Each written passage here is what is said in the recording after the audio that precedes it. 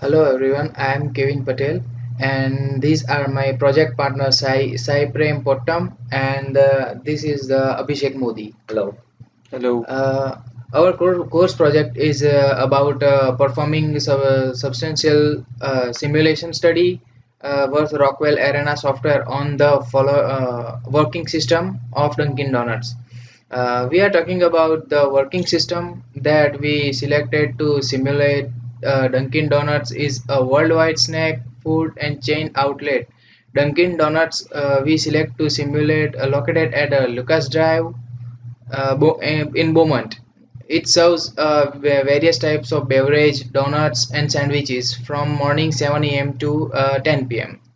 The outlet serves the customer through dine-in and drive-through services. There are two employees serving the customer, AB and FP. The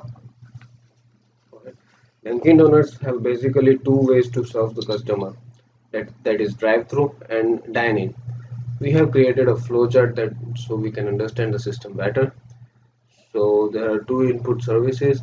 Customers arrive from both the sources to place the order to the same resource at the restaurant. Later the order is either placed or the ready products like donuts are directly served to the customers, which takes considerably time. This seizes the customers on the preparation and delivery of the order the customer exists. Talking about the drive-through, we have taken the readings from the drive-through. We went to the drive-through and we have been sitting over the drive-through for the hours to take these readings. Next, uh, everyone knows that the drive-through is the service that Dunkin' Donut provide the customers without getting out of their cars. It saves lot of time of the customers as well as the employees. Drive-through is the faster way of service to the customers.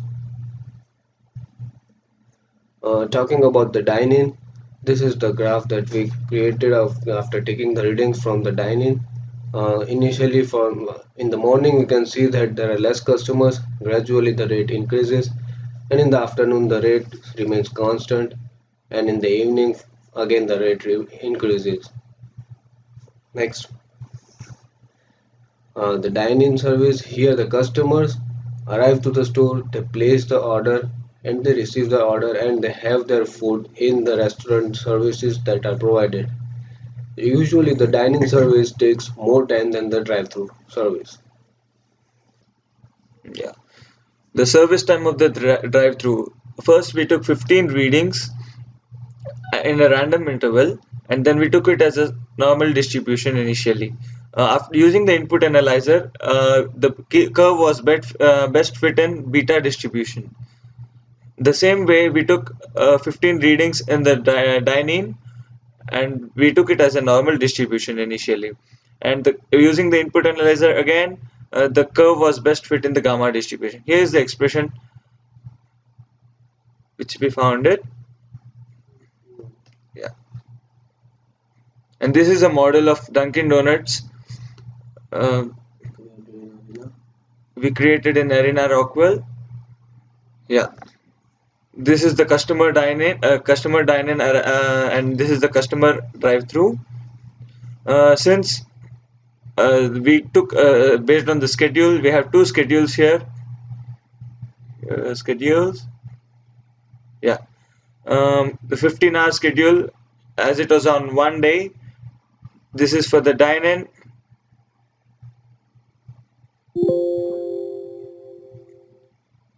And this is for the drive-through. And then we assigned service times and we added a picture. Here the same way we added the service time and added a picture. And this is a siege dine-in. Resources are AB and AP because they're common for both of them. And this is a siege for drive-through. The resources are AB and AP. As I said, they are common for both of them, and they have a common delay because both of them are serve both the dine-in and drive-through. So the delay is common. And here delay time, we can put the expression which we assigned already in the assigned blocks, service time, and here is the release resources. After the release resources, the customer exits, and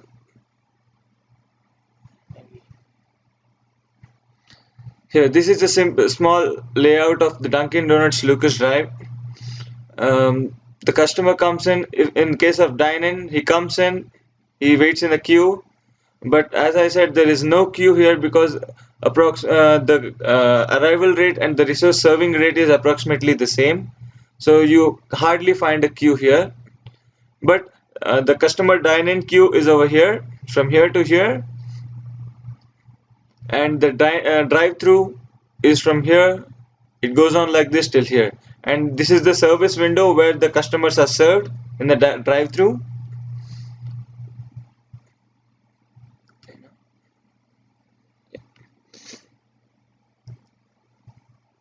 Yeah, and after the running of the simulation, this is the utilization graph of the resources. As you see, resource API, that is the drive-through, has a more utilization. Uh, Resource API, that is green in color, and the resource AB, that is red in color. So API is for drive-through and AB is for dine-in. You see that the drive-through utilization is more.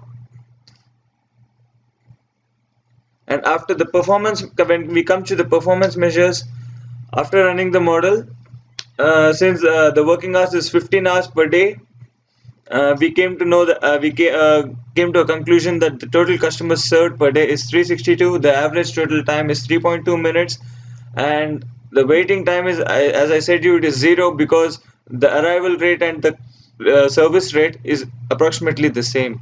The resource utilization is 1.29, and when coming to the OptiQuest, after running the OptiQuest, we have to put objectives, input controls, constraints, and outputs. So for the objective, we put the minimize the waiting time in the queue and maximize resource utilization. The input controls were resources AB and API, that is the dine-in and drive-through. The constraints were maximum of 3 resources each, and the output responses, customer waiting time, and the resource utilization. After the OptiQuest, when we ran this, we found the best feasible solution was each just one single resource for each drive-through and dine-in. Thank you. Thank you.